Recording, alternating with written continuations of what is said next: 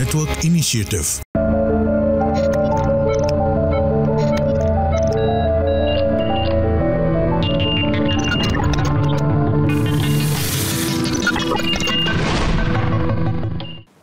नमस्कार, माझा डॉक्टर कार्यक्रमात मी डॉक्टर महेश चिटणीस सर्व प्रेक्षकांचं मनपूर्वक स्वागत करतोय. आपल्याच्या कार्यक्रमाचा विषय आहे तो आहे स्त्रियांचे आजार, ज्यामध्ये विशेष करून आपण मेनोपॉझल सिंड्रोमवरती असणाऱ्या विश्वामृत उपचारांविषयी मार्गदर्शन घेणार आहोत. आणि हे करण्यासाठी साक्षात धन्वंतरी समान असणारे वैद्यराज समीर गोविंद जमदग्नी सर आपल्याच्या कार्यक्रमात सहभागी झालेत. तर आपली सर्व ओळख करून देतोय वैद्यराज समीर गोविंद जमदग्नी सरांची. नमस्कार सर. नमस्कार.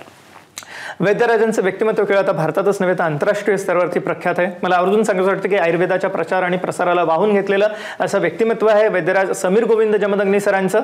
सरांनी विशेष करून आयुर्वेदाचार्य आणि आयुर्विद्या पारंगत ह्या पदव्या आयुर्वेदात संपादन केल्या आहेतच, पण आयुर्वेदामध्ये मूलभूत संशोधन आज त्यांच्या मार्गदर्शनाखाली विश्वामृत चिकित्सालयामध्ये होत आहे.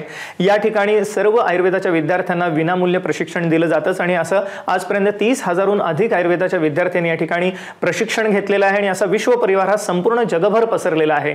विश्वामृत चिकित्सालयामध्ये वैद्यराजांच्या मार्गदर्शनाखाली 25 तज्ञ डॉक्टरांची टीम ही सातत्याने कार्यरत असते, जेणेकरून वेळेचा अपव्यय टाळून रुग्णांना त्वरित उपचार मिळावेत.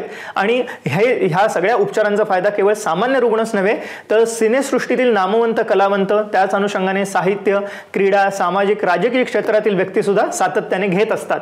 आपल्याला माहितीच आहे की गेल्या काही वर्षांमध्ये विविध आजारांचं प्रमाण आपल्याला वाढलेलं आढळतं, ज्याच्यामध्ये जीवनशैलीशी निगडीत समस्या आहेत, ज्याच्यामध्ये डायबिटीज, हायपरटेन्शन, हार्ट डिसीज सारख्या समस्या आपल्याला दिसतातच. पण त्याच अनुषंगाने हॉर्मोनल इम्बॅलन्सची समस्या गेल्या काही वर्षात आपल्याला वाढलेली आढळते, ज्याच्यामध्ये पीसीओडी खास करून मुलींमध्ये किंवा थायरॉइड सारखी समस्या आपण वारंवार बघतो. याच अनुषंगाने विविध स्वरूपाचे पोटविकार, ज्याच्यामध्ये ऍसिडिटी, आम्लपित्त, बद्धकोष्ठता किंवा आयबीएस सारखा आजार आहे, कोलायटिस सारखी समस्या आहे, पाइल्स फिशर्स फिशुला म्हणजे मुळव्याध बगंदर सारखे आजार आहेत, विविध प्रकारचे श्वसन विकार ज्याच्यामध्ये दमा, अस्थमा, ॲलर्जी आहेत, त्वचा रोग ज्याच्यामध्ये सोरायसिस, व्हिटिलिगो, एक्झिमा किंवा खास खरूज नायटा सारखे प्रकार आहेत. ह्याच अनुषंगाने विशेष करून संधिवात, गुडघेदुखी किंवा त्याच अनुषंगाने मानपाट कंबरदुखी म्हणजे मणक्यांच्या विकारांची समस्या आपल्याला वाढलेली आढळते.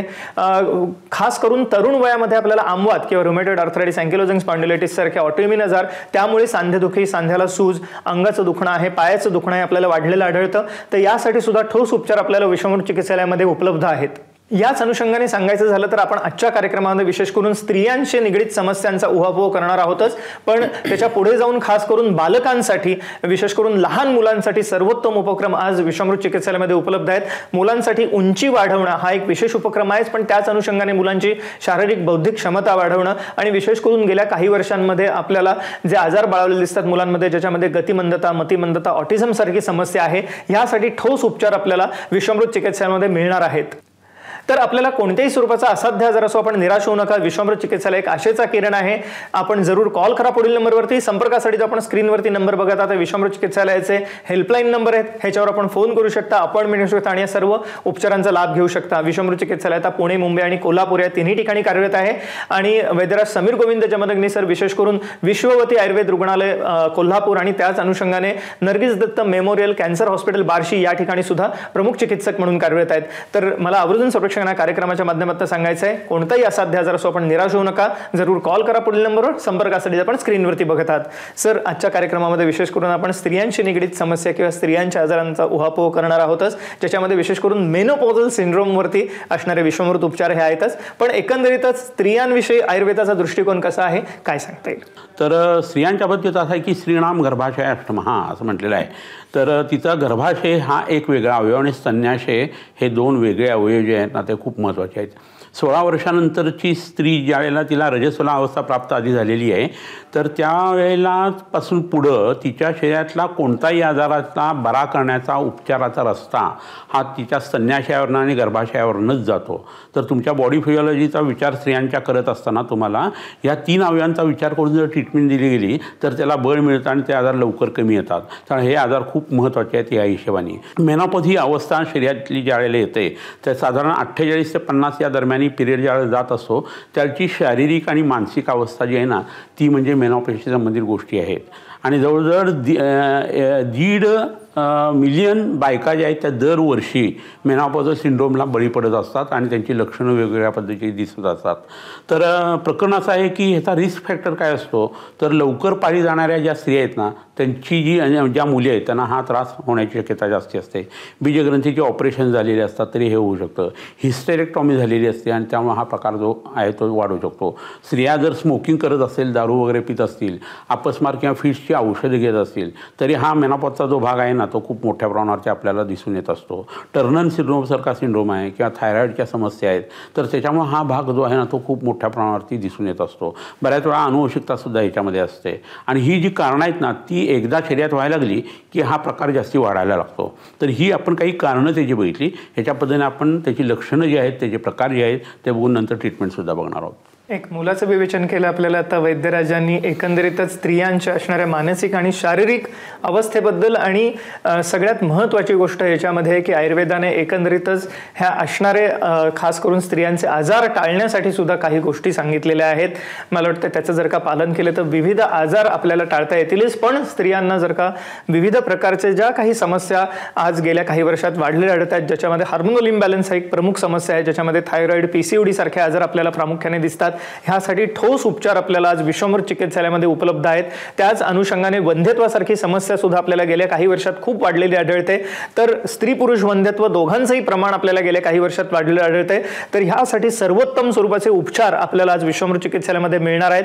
तर आपल्याला मूल होण्याचा, बाळ होण्याचा, अपत्यप्राप्तीचा आनंद हवा असेल तर जरूर आपण त्यासाठी विश्वमूर्त चिकित्सालयाची कास धरा आणि त्यासाठी कॉल करा पुढील नंबरवरती. संपर्कासाठी आपण स्क्रीनवरती बघतात.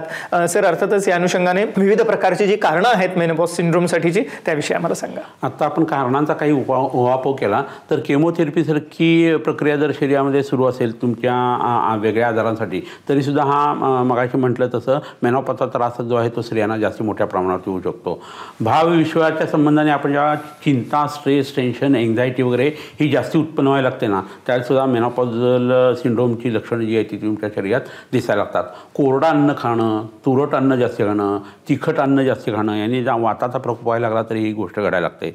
रसाचं यापन कर्म म्हणजे प्रत्येक धातूला चांगलं करण्याचं जे रसाचं काम आहे, रस म्हणजे काय आहे तर रस, रक्त, मांसमय, दास्य, मज्जा, शुक्र हे शरीरातल्या 7 धातूपैकी पहिला जो आहार रसातून तयार होणारा घटक आहे तो आपल्या संपूर्ण शरीरामध्ये पोषण करत असतो.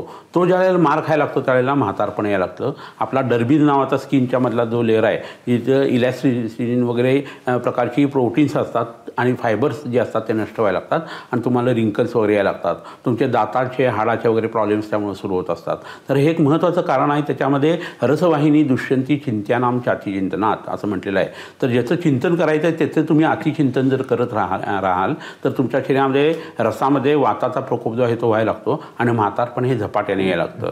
त्यामुळे उशिरा उठणं, उशिरा झोपणं, व्यायामाचा संपूर्णतः अभाव, प्राणायामासारख्या गोष्टी न करणं, आवळे वगैरे, दूध वगैरे यासारखे पदार्थ जे आहेत ते पोटात न जाणं ह्याचा परिणाम म्हणून आपलं म्हातारपण हे जबरदस्त वेगाने येत असतं.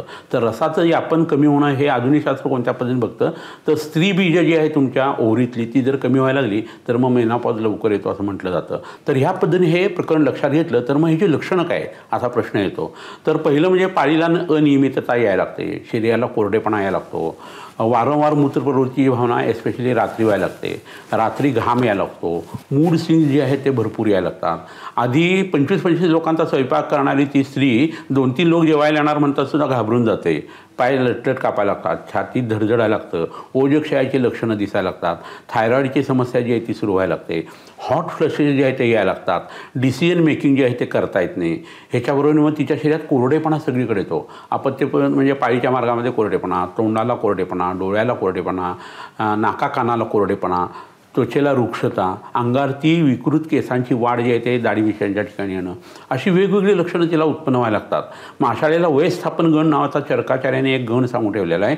तो जर तुम्ही तरुण वयातनं घ्यायला लागलात तर पाळी केव्हा आली, पाळी नियमित किती दिवस राहिली आणि पाळी थांबून आपल्याला मेनोपॉज केव्हा आला हे समजणारसुद्धा नाही आहे. केअरिंग शेअरिंगसाठी हल्ली घरी दुसरं कोण नसतं, तर तुम्ही अध्यात्माचा विचार करून साधना करायला पाहिजे, प्राणायाम करायला पाहिजे आणि तुमच्या खाण्यापिण्यात हे सात्विक बदल करायला पाहिजे. असं करायला लागला तर आता मी सांगितलेली लक्षणं जी आहेत ना ती झपाट्याने कमी होऊ शकतात. आपण आता जाणून घेतलं विशेष करून स्त्रियांच्या आजारामध्ये असणाऱ्या मेनोपॉज सिंड्रोम मधली असणारी कारणं आणि लक्षणं याविषयी. आणि मला आवर्जून सर्वेक्षकांना सांगायचे की कोणत्याही प्रकारची स्त्रियांची निगडीत समस्या असो, ज्याच्यामध्ये PCOD, थायरॉइड सारखी समस्या आहे किंवा त्याच अनुषंगाने पुढे जाऊन वंध्यत्वासारखी समस्या आहे, तर आपल्याला ठोस उपचार आज विश्वमृत चिकित्सालयामध्ये उपलब्ध आहेत. आपल्याला जर का अपत्यप्राप्तीचा, मूल होण्याचा, बाळ होण्याचा आनंद हवा असेल तर जरूर आपण कॉल करा पुढील नंबरवर. संपर्कासाठी आपण स्क्रीनवरती बघतात. सर, अर्थातच या अनुषंगाने मेनोपॉज सिंड्रोम विषयी बोलत असताना ह्यामध्ये कोणकोणत्या स्वरूपाचे उपचार आज विश्वमृत चिकित्सालयामध्ये केले जातात, काय सांगता येईल? हा एक खूप छान प्रश्न विचारला की हा गर्भाशयाशी संबंधित आजार आहे, पण रसधातू जो आहे ना त्याचा मनाशी संबंध आहे, शब्दासहिष्णुता आहे, हे लक्षण त्याच्या क्षयामध्ये आपल्याला दिसत असतं. चिंतेचा त्याच्याशी संबंध आहे. म्हणजे तुमचं ब्रेन, तुमचं हृदय, तुमचं किडनी आणि तुमचं गर्भाशय हे वाया रसधातू सगळं जोडलं गेलेलं आहे. तर असं म्हटलं जातं की स्तन्याशय जे आहे आपल्या शरीरातलं स्त्रियांच्या, त्याचं पोषण जे आहे ते गर्भाशयातलं रज ऊर्ध्वगामी होऊन होत असतं.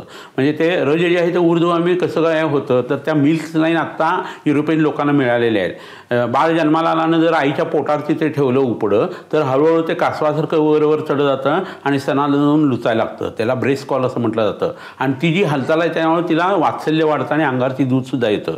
हल्ली दूधसुद्धा स्त्रियांना खूप मोठ्या प्रमाणात येत नाही, कारण रसधातूची विकृती, गर्भाशयाची विकृती, गर्भाशयाची परिचर्या जी आहे रजस्वला अवस्थेत पाळायची नाही, गर्भिणी परिचर्याने, सुतिका परिचर्याने, त्यामुळे अंगावरचं दूध जे आहे ते कमी होतं. तिथं स्तन्याशयावरची काही लेप जर लावले गेले तर गर्भाशयाचं आरोग्य सुधारतं. तिथं काही उपचार केले गेले पिचू वगैरे धारण करण्यासारखे तर त्याचा परिणाम जो आहे तो मनावरती येतो आणि तुमच्या मेनोपॉज सिंड्रोममधल्या बऱ्याचशा गोष्टी सुटतात. तर बस्ती उपचार करणं, त्याच्यानंतर शिरोधारा करणं, संपूर्ण अंगाला तैल लावणं, स्तन्याशयावरती आणि गर्भाशयावरती लेप लावणं, काकीस्थानी जळवा लावणं, रक्तमोक्षण करून घेणं, अंगाला रोजच्या रोज तेल लावणं, 6 रसाचा आहार पोटामध्ये घेणं आणि ह्याच्याबरोबर वैद्याची ट्रीटमेंट जर घेतली तुम्ही तर मेनोपॉज हे भयंकर वाढलेलं दुखणं जे आहे मानसिकरित्या स्त्रियांच्यामध्ये ते झपाट्याने कमी व्हायला आपल्याला मदत होते. आपण आता जाणून घेतलं वैद्यराज समीर गोविंद जमदग्नी सरांकडनं की कशा रीतीने विविध स्वरूपाच्या उपचारांनी आपण एकंदरीतच स्त्रियांच्या विविध समस्यांवरती मात करू शकतो. स्त्रियांना विविध आजार ज्याच्यामध्ये मासिक पाळीशी निगडीत समस्या आहेतच, पण त्याच अनुषंगाने थायरॉइड सारखे हार्मोनल आजार असोत किंवा PCOD सारखे समस्या असो, त्याच अनुषंगाने विविध प्रकारच्या इतर समस्या ज्याच्यामध्ये वंध्यत्व ही एक प्रमुख समस्या गेल्या काही वर्षात आपल्याला वाढलेली आढळते. आणि आजच्या कार्यक्रमात विशेष करून आपण मेनोपॉझल सिंड्रोमवरती असणाऱ्या उपचारांविषयी मार्गदर्शन घेत आहोत. तर कोणत्याही स्वरूपाचे स्त्रियांशी निगडीत समस्या असो आपण निराश होऊ नका. विश्वमृत चिकित्सालयामध्ये ठोस उपचार आपल्याला उपलब्ध आहेत. जरूर कॉल करा पुढील नंबरवरती. संपर्कासाठी आपण स्क्रीनवरती बघतात. सर, या ठिकाणी विविध वनस्पती या ठिकाणी आणलेले दिसत आहेत, तर ह्याचा वापर कशा रीतीने केला जातो, काय सांगता? बरोबर. आता मी ज्या काही वनस्पती दाखवणार आहे त्याच्या आधी जी माहिती सांगतो ती जर तुम्ही करायला लागलात तर त्या वनस्पतीचा आणखी जास्त फायदा होईल. शंख मुद्रा बांधणं, महाबंध बांधणं, महावेदबंध बांधणं, विपरीतकरणी किंवा सर्वांगासन करणं, खेचरी मुद्रा, शांभवी मुद्रा हे जर तुम्ही करायला लागलात आणि त्याच्याबरोबर जर आयुर्वेदातला वयस्थापनगण म्हणून जी औषधं सांगितलेली आहेत ज्याच्यामध्ये तुम्हाला पुनर्नव आढळेल, शतावरी आढळेल, आवळा आढळेल, हरितकी नावाची वनस्पती आहे, जीवंती नावाची वनस्पती आहे, रासना नावाची वनस्पती आहे, ही जी आहे ते क्षीरपाक स्वरूपात म्हणजे दुधावरती घेणं, चूर्ण घेणं, त्याचे अवलय घेणं असं जर तुम्ही करायला लागलात तर मेनोपॉझल सिंड्रोमचा त्रास तुम्हाला होणारच नाही. आणि ह्याच्याबरोबर मी आता ज्या काही वनस्पती तुम्हाला दाखवणार आहे ना त्या तुम्ही माझ्या मते वापरायला हव्यात. तर त्यातली ही पहिली वनस्पती जी आहे ती तुम्हाला मी इथे दाखवतो आणि ही शतावरी नावाची वनस्पती आहे. अनेक वेळेला मी अनेक कार्यक्रमामध्ये ही दाखवलेली आहे आणि ह्याची मुळं तुम्हाला खाली इथं दिसत आहेत पहा. तर ही जी मुळं आहेत ना शतमुली असं सुद्धा हिला म्हणतात. तर याची पानं जी आहे ते नेत्रविकारासाठी याची तुम्ही भाजी खाऊ शकता आणि मुळं जी असतात त्याच्यावरची साल काढायची. ती नॉर्कोटिक म्हणजे झोप आणणारी असते. आतला जो गर आहे तो घ्यायचा, आतली दोरी जी आहे ती घ्यायची नाही, ती वामक म्हणजे उलटी करते. तर ते स्पॉन्जी टिश्यू तेवढं घ्यायचं आणि त्याची पावडर जी आहे ती दुधातून तुम्ही घ्या. तर तुमच्या शरीरामध्ये शुक्रवह स्रोत जे आहे ते गर्भाशय आणि त्याच्या आसमंदातले अवयव जे आहेत ते आणि स्तन्याशय याच्यासाठी याचा अप्रतिम फायदा होतो. मन जे आहे तेही शांत होतं, यकृताला उत्तेजना मिळते, पित्त शमन होतं आणि तुमचं पचन सुधारून ही वनस्पती जी आहे तुमची भूक वाढवते. तर तुम्ही मेनोपॉज ज्या वेळेला तुमचा सुरू होतो त्यावेळेला ही वनस्पती गुळवेलीच्या सत्वाबरोबर घेत चला. ह्याच्याबरोबर शंख भस्म जर घेतलं तर मेनोपॉज सिंड्रोमचा त्रास मला होणार नाही, PCOD सुद्धा कमी व्हायला लागतील. आणखी एक वनस्पती इथं जी आहे ती तुम्हाला मी आवर्जून दाखवतो आणि ती वनस्पती आहे अश्वगंधा तुम्हाला सगळ्यांना माहीत असलेली वनस्पती आहे. शतावरी आणि अश्वगंधा हे नेहमी जोडगोळी येत असते. तर याची जी मुळं जी आहेत ती निद्राजनन काम करतात रात्रीच्या वेळी घेतल्यानंतर. दुधातून ही वनस्पती सेवन करणं गरजेचं आहे. ज्यांना स्थूलपणा आहे अशा लोकांनी यांचं पान खाणं गरजेचं आहे. आणि ज्या कृश स्त्रिया आहेत आणि मेनोपॉजचा त्रास होतो त्यांनी याचं मूळ घेणं हे खूप उपयोगी आहे. याच्यानंतर कुमारी नावाची एक वनस्पती मी तुम्हाला मुद्दाणून दाखवतो. कोरफड तुम्हाला सगळ्यांना माहीत असेल. ही चरकसृष्ट वाग्भटाच्या ग्रंथामध्ये ही वनस्पती वर्णन केलेली नाही आहे. नंतरच्या आयुर्वेदामध्ये ही आलेली आहे. तर हिच्या शरीरामध्ये अंगभूत पाणी भरपूर आहे, थंड आहे ही वनस्पती. पण ही खूप मोठ्या प्रमाणावरती सतत सेवन करायची नाही. 42 दिवस झाले की 10 दिवस ब्रेक द्यायचा. अन्यथा ही वनस्पती सारखी खाल्ली तर मूळव्याध उत्पन्न होऊ शकते. परंतु कुमारी सिरप हे नावच असं आहे की तरुण मुलींचे जे वेगवेगळे समस्या असतात, पोटाशी संबंधित, PCODशी संबंधित, गर्भाशयाशी संबंधित, पाळीशी संबंधित, भूक न लागणं, चिडचिड जास्त होणं, डोळ्याचे विकार, यकृताचे विकार, त्यावेळी ह्या वनस्पतीचा गरज आहे तो तुम्ही पोटात घेऊ शकता. आणखीन एक वनस्पती इथं आहे, त्याचं नावच अशोक असं आहे. तुम्ही सगळ्यांनी बघितलेलं असेल. हा सीतेचा अशोक आहे. बॉम्बे प्रेसिडेंटचा जो उंच वाढणारा अशोक आहे तो वापरायचा नाही आहे. तो उंची वाढवण्यासाठी त्याच्या पानाचा रस वापरता येतो. पण हा खरा सीतेचा अशोक आहे. ह्याला लाल रंगाची फुलं येतात, चपट्या शेंगा येतात, आमसुली रंगाच्या अशा. तर या अशोक म्हणजे स्त्रियांचा शोक नष्ट करणारी ही वनस्पती आहे. तुम्ही पाळीच्या संबंधित तक्रारी असू दे, झोपेशी संबंधित तक्रारी असू दे, स्तन्याशयाशी संबंधित तक्रार असू दे, मेनोपॉजमध्ये बऱ्याच वेळा छातीमध्ये वेदना असतात, ब्रेस्टमध्ये, त्यावेळीसुद्धा अशोकाची पावडर किंवा क्षीरपाक जो आहे तो घेता येतो. किंवा जेवल्यानंतर अशोकारिष्ट चांगल्या कंपनीचं तुम्ही जेवणाच्या आधी किंवा नंतर घेऊ शकता. आणखीन एक वनस्पती जी आहे ती कोरडी वनस्पती आहे. हिमाचल प्रदेशात वगैरे हिमालयात मिळणारी ही वनस्पती आहे आणि याचं नाव आहे जटामावसी. तर ही जटामावसी वनस्पती चहासारखी आंबून तयार केलेली असते आणि ह्याचा फांट म्हणजे गरम पाण्यामध्ये ही टाकून सकाळी भिजत ठेवायची, रात्री कोळून गाळून नंतर त्याचं पाणी जे आहे ते पोटामध्ये घ्यायचं. तर केसांसारखी ही दिसणारी जी वनस्पती आहे, मावसी तिक्ता कषायाचं मेधा कांती बलप्रदा स्वाद्वी हिमा त्रिदोषास्त्र विसर्पदाह कुष्ठनूत असे इथे गुण सांगितलेले आहेत. ही अप्रतिम वनस्पती आहे. मन, बुद्धी, अहंकार या सगळ्यावरती, लिंगदेहावरती परिणाम करणारी अशी वनस्पती आहे. पित्त शमन करते, कांती वाढवते, हॉट फ्लॅशेस कमी करते, कोठा साफ करते, यकृताला उत्तेजना देते अशी ही वनस्पती आहे. तर ही जरूर तुम्ही वैद्याच्या सल्ल्याने तुमच्या मेनोपॉजच्या त्रासासाठी वापरू शकता. आपण आता जाणून घेतलं विश्वामृत चिकित्सालयामध्ये मिळणाऱ्या विविध प्रकारच्या ह्या उपचारांविषयी, ज्याच्यामध्ये पंचकर्म आहेच प्रामुख्याने, पण त्याच अनुषंगाने जलौकाचरण आहे आणि विशेष करून ज्या ताज्या वनस्पतींचा वापर आहे, ज्याला इको मेडिसिन म्हटलं जातं, ह्याद्वारे आपण विविध असाध्य आजारांवरती मात करू शकता. ज्याच्यामध्ये विशेष करून असाध्य आजार म्हटलं की आपल्या डोळ्यासमोर कॅन्सरसारखी समस्या आहे. त्याच कॅन्सरसाठी, ब्लड कॅन्सरसाठी ठोस उपचार आपल्याला विश्वामृत चिकित्सालयामध्ये उपलब्ध आहेत. किंवा त्याच अनुषंगाने विविध स्वरूपाचे पोट विकार, ज्याच्यामध्ये आम्लपित्त, बद्धकोष्ठता, कोलायटिस, मूळव्याध, भगंदर सारखे आजार आहेत. लिव्हरशी निगडीत समस्या म्हणजेच फॅटी लिव्हर आहे किंवा लिव्हर सिरोसिस सारखी समस्या आहे. किडनी विकार, ज्याच्यामध्ये क्रॉनिक रिनल फेल्युअर किंवा किडनी फेल्युअर सारखी समस्या आहे. विशेष करून मधुमेह, उच्च रक्तदाब, हृदयरोग आहेत. मेंदूशी निगडीत समस्या आहेत किंवा पॅरालिसिस सारखे आजार आहेत. ह्याच अनुषंगाने श्वसन विकार, ज्याच्यामध्ये दमा, अस्थमा, ॲलर्जी सारखे प्रकार आहेत. त्वचा रोग, सोरायसिस, पांढरे डाग किंवा विटिलिगो किंवा त्याच अनुषंगाने एक्झिमा, खाज खरूज, नायटा सारखे प्रकार आहेत. विशेष करून संधिवात, गुडघेदुखी किंवा मानपाट कंबरदुखी, ज्याच्यामध्ये मणके विकार, ह्यासाठी ठोस उपचार आपल्याला विश्वामृत चिकित्सालयामध्ये मिळणार आहेत. आणि या व्यतिरिक्त विशेष करून मुलांशी निगडीत समस्या किंवा बालकांचे आजार, ज्याच्यामध्ये आपल्याला मुलांची उंची वाढवण्यासाठी विशेष उपक्रम आज विश्वामृत चिकित्सालयामध्ये उपलब्ध आहेत. पण मुलांची शारीरिक बौद्धिक क्षमता वाढवण्यासाठी किंवा मुलांना गतिमंदता, मतिमंदता, ADHD, ऑटिझम सारखे जर का समस्या असतील तर त्यावरती ठोस उपचार आपल्याला विश्वामृत चिकित्सालयामध्ये मिळणार आहेत. आजच्या कार्यक्रमामध्ये विशेष करून आपण स्त्रियांशी निगडीत समस्या, ज्याच्यामध्ये मेनोपॉज सिंड्रोमवरती असणाऱ्या विश्वामृत उपचारांविषयी मार्गदर्शन घेतलंच, पण त्याच अनुषंगाने गेल्या काही वर्षांमध्ये PCOD किंवा थायरॉइड सारखी समस्या आपल्याला जी वाढलेली आढळते किंवा स्त्री पुरुष वंध्यत्वाची समस्या आहे, यासाठी ठोस उपचार आपल्याला विश्वामृत चिकित्सालयामध्ये मिळणार आहेत. तर आपल्याला अपत्य प्राप्तीचा, बाळ होण्याचा, मूल होण्याचा अन्न जर का हवा असेल तर जरूर आपण कॉल करा पुढील नंबरवरती. संपर्कासाठी जो आपण स्क्रीनवरती बघत आहात. सर, जाता जाता आमच्या प्रेक्षकांना आपल्याला काय सांगायला आवडेल? कसं होतं, नाकामध्ये तेल घालणं, कानामध्ये तेल घालणं, डोळ्यामध्ये अंजन घालणं, तोंडामध्ये गंडूश धारण करणं, ह्याच्याबरोबर वमन, विरेचन, बस्तीसारखे प्रकार जे आहेत ते तुम्ही जर वापरले, रसायन चिकित्सा आयुर्वेदातल्या आणि वाजीकरण चिकित्सा जर तुम्ही वापरली तर तुम्हाला मेनोपॉजचा त्रास जो होतोय तो झपाट्याने कमी होत जाईल आणि नंतर तुम्हाला तुमचं जीवन जे आहे ते जास्ती सुकर झाल्याचं जाणवेल. या गोष्टीचा परिणाम म्हणून तुमचं म्हातारपण पुढचं जे आहे ते आरोग्यदायी जाईल. फक्त 2 वेळा तुम्ही जेवताला संध्याकाळचं जेवण कमी करा आणि जवळच्या वैद्याचा सल्ला घेऊन मेनोपॉजमधून मुक्त व्हा. एक मोलाचा सल्ला दिला आपल्याला आता वैद्यराज समीर गोविंद जमदग्नी सरांनी जाता जाता. आयुर्वेदाच्या प्रचार आणि प्रसारासाठी वाहून घेतलेलं असं व्यक्तिमत्व आहे वैद्यराजांचं. आणि मला आवर्जून सांगावं वाटतं की त्यांच्या मार्गदर्शनाखाली विश्वामृत चिकित्सालय पुणे, मुंबई, कोल्हापूर या तिन्ही ठिकाणी कार्यरत आहे. 25 तज्ज्ञ डॉक्टरांची टीम या ठिकाणी सातत्याने कार्यरत असते, जेणेकरून तात्काळ उपचार हे सर्व गरजू रुग्णांना मिळावेत.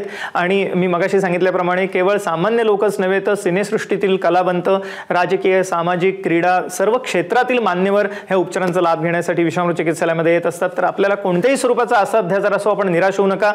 जरूर कॉल करा पुढील नंबरवरती. संपर्कासाठी आपण स्क्रीनवरती नंबर बघता तर विश्वामृत चिकित्सालयाचे हेल्पलाईन नंबर आहेत, ह्याच्यावर आपण फोन करू शकता, अपॉइंटमेंट घेऊ शकता आणि या सर्व उपचारांचा लाभ घेऊ शकता. सर, आपण आजच्या आमच्या कार्यक्रमात सहभागी झालात आणि अमूल्य मार्गदर्शनाचा प्रश्न केलं त्याबद्दल मनपूर्वक आभार. धन्यवाद. नमस्कार.